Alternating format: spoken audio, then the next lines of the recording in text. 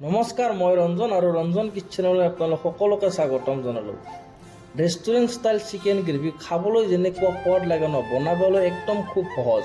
তো আজিৰ এই ৰেচিপিটো মই আপোনালোকৰ মাজত শ্বেয়াৰ কৰিম, ৰেষ্টুৰেণ্ট ষ্টাইল চিকেন গ্ৰেভি মছলা। একদম ভিডিঅ'টো ভালদৰে চাব আৰু এনেকুৱাকৈ আপোনালোকে ট্ৰাই কৰক। খুব কম ইনগ্ৰিডিয়েণ্টছত আৰু খুব কম সময়ৰ ভিতৰত এনেকুৱা টেষ্টি চিকেন গ্ৰেভি মছলা আপোনালোকে ট্ৰাই কৰিব পাৰিব। নহ'লে বলক একদম ভিডিঅ'টো ভালদৰে চাব।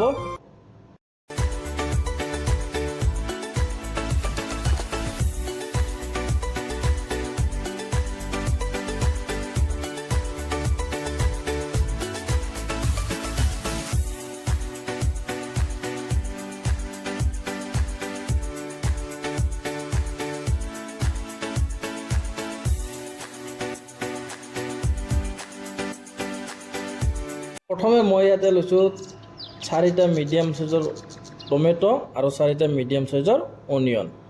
আৰু যিটো অনিয়ন আছে ইয়াৰে একদম খুব পাতল পাতলকৈ কাটি ল'ম আৰু আপোনালোকে যিমান পাৰে সিমান পাতল পাতলকৈ কাটি ল'ব। ইয়াতে সৰু এটা টিপছ আছে, মই আপোনালোকক পিছত কৈ আছোঁ। আৰু যিটো ইয়াৰ টমেটোটো ডাঙৰ ডাঙৰকৈ কাটি ল'ব। মই এনেকৈ ডাঙৰ ডাঙৰকৈ কাটি লৈছোঁ, কাৰণ টমেটোটো পেষ্ট কৰিম। তো এনেকৈ এটা মিক্সি জাৰৰ সহায়ত টমেটোটো মই পেষ্ট কৰি ল'ম। আৰু ইয়াৰে যিটো অনিয়ন মই কাটিছোঁ একদম খুব ধুনীয়াকৈ এনেকৈ অনিয়নটো কাটি ল'ম। তাৰপিছত মই ইয়াতে লৈছোঁ চিকেন লৈছোঁ, 1 কিলো মই চিকেন লৈছোঁ। ফাৰ্ষ্ট চিকেনটো মেৰিনেশ্যন কৰিম আৰু চিকেনটো মই খুব ধুনীয়াকৈ ধুই লৈছোঁ। প্ৰথমে জিঞ্জাৰ গাৰ্লিক পেষ্ট দিলোঁ আৰু এয়া অকণমান চল্ট দিলোঁ। দি এনেকৈ খুব ধুনীয়াকৈ ভালদৰে মিক্স কৰি ল'ম। তাৰপিছত এয়া অকণমান হালধি গুড়ি দিছোঁ, ½ টিস্পুন মই হালধি গুড়ি দিছোঁ।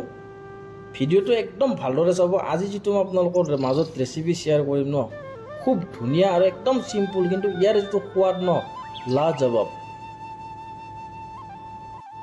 আৰু ইয়াতে মই অইল বহাই ফাৰ্ষ্ট মই যিখিনি অনিয়ন কাটি ৰাখিছিলোঁ অনিয়নখিনি ফ্ৰাই কৰিম। আৰু যেতিয়া অনিয়ন ফ্ৰাই কৰিব ন, অইলৰ যিটো হিট থাকে একদম শ্ল' হিটত দিব। তাৰপিছত যেতিয়া গোটেইখিনি অনিয়ন দিয়া হয় তেতিয়া হিট বঢ়াই দিলে হ'ল গেছৰ। একদম যেতিয়া অইলটো হিট থাকিব, অনিয়নটো দিয়াৰ লগে লগে অইলটো ওপৰলৈকে আহি অইলটো একদম বাগৰি যোৱাৰ চান্স থাকিব। তো সেইকাৰণে একদম শ্ল' হিটত দি লাষ্টত হিট দিলে হ'ল। আৰু এনেকৈ মই অনিয়নটো খুব ধুনীয়াকৈ গল্ডেন ব্ৰাউন কালাৰ কৰি যেতিয়ালৈ নাহিব তেতিয়ালৈকে এনেকৈ ফ্ৰাই কৰি ল'ম। আৰু এটা কথা মন কৰিব, অনিয়ন ফ্ৰাই কৰাৰ আগত এনেকৈ খুব ধুনীয়াকৈ লৰাই থাকিব, তেতিয়া চাৰিওপিনে অনিয়নটো খুব ধুনীয়াকৈ ফ্ৰাই হয়।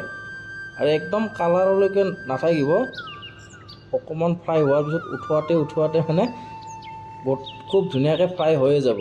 অইলৰ যিটো গৰম থাকিব ন, তেতিয়ালৈকে এয়া মন কৰক। খুব ধুনীয়াকৈ এনেকৈ মই ফ্ৰাই কৰি লৈছোঁ। ইয়াতকৈ যদি বেছি একদম জ্বলাই নিদিয়ে। আৰু মই ইয়াতে লৈছোঁ 10-12 পিচমান মই কাজু লৈছোঁ। আৰু কাজুটো এনেকৈ মই ফ্ৰাই কৰি ল'ম।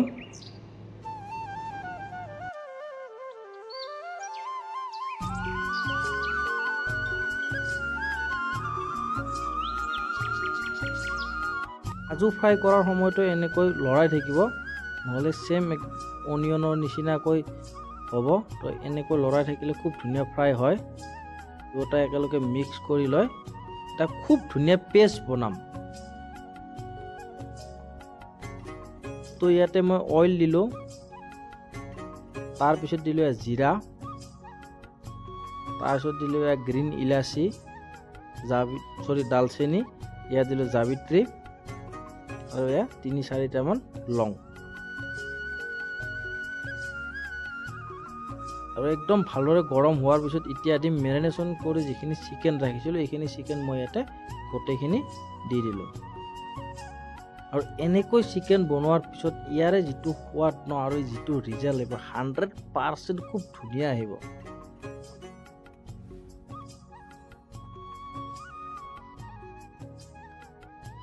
আৰু এনেকৈ চিকেনটো ইয়াতে অকণমান টাইম মই ফ্ৰাই কৰি ল'ম। আপোনালোকক একদম ভালদৰে দেখাই আছোঁ মই।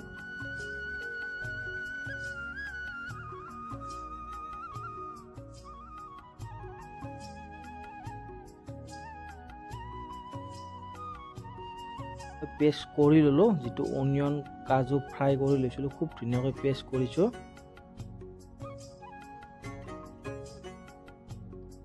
চিকেনটো এনেকৈ খুব ধুনীয়াকৈ লৰাই দিছোঁ।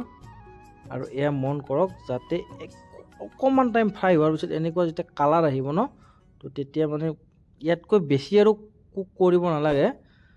তো এনেকুৱাকৈ কৰিলে এক পিচটো নাভাঙিবই আৰু চিকেনৰ যিটো সোৱাদ লাজবাব। তো আপোনালোকে ডাইৰেক্টো বনাব পাৰিব ইয়াতে। তো এনেকৈ বনালে ইয়াৰ সোৱাদটো আকৌ বেছি হয়। চিকেনৰ সোৱাদ ন একদম খুব ধুনীয়া হয়। আৰু চিকেন না এক পিচ চিকেন আপোনালোকক ভাঙিব নাই কি হ'ব। আৰু যিটো ইয়াৰ গ্ৰেভি ন একদম খুব ধুনীয়া হয়। তো এনেকুৱাকৈ আপোনালোকে এবাৰ ট্ৰাই কৰক। তো এনেকৈ অকণমান টাইম মই ফ্ৰাই কৰি ল'লোঁ। এতিয়া নেক্সট সেইখিনি অইলতে মই প্ৰথমে দিম ইয়াতে পেষ্ট কৰি থোৱা টমেটো। টমেটোটো একদম কেঁচা আছিল, তো ইয়াৰ যিটো কেঁচা ফ্লেভাৰ থাকে টমেটোৰ একদম ভাল নালাগে। তো সেইকাৰণে টমেটোটো খুব ধুনীয়াকৈ কুক কৰিম মছলাটোৰ লগত। তো মছলা ইয়াতে দিম, ফাৰ্ষ্ট চল্ট দিলোঁ, তাৰপিছত ইয়াত হালধি দিলোঁ, তাৰপিছত ইয়াত ধনিয়া পাউডাৰ দিলোঁ, তাৰপিছত ইয়াত জিৰা পাউডাৰ দিলোঁ আৰু ইয়াত কাশ্মীৰী চিলি পাউডাৰ দিছোঁ। এনেকৈ মছলাটোৰ লগত টমেটোটো খুব ধুনীয়াকৈ কুক কৰিম।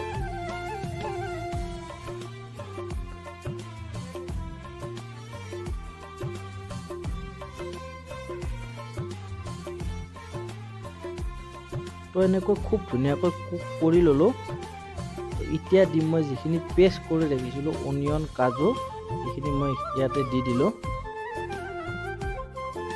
দি এইখিনিৰ লগত অকণমান টাইম কুক কৰিম 5 মিনিটমান।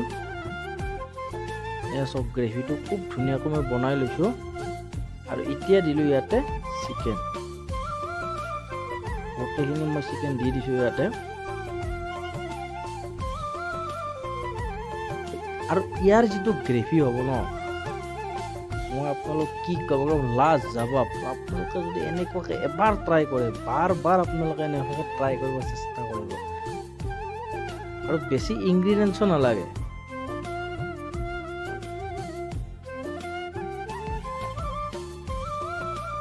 তো এনেকৈ মই পানী নিদিয়াকৈ অকণমান টাইম খুব ধুনীয়াকৈ কুক কৰিম।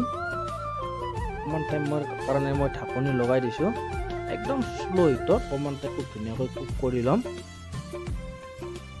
এয়া মন কৰক।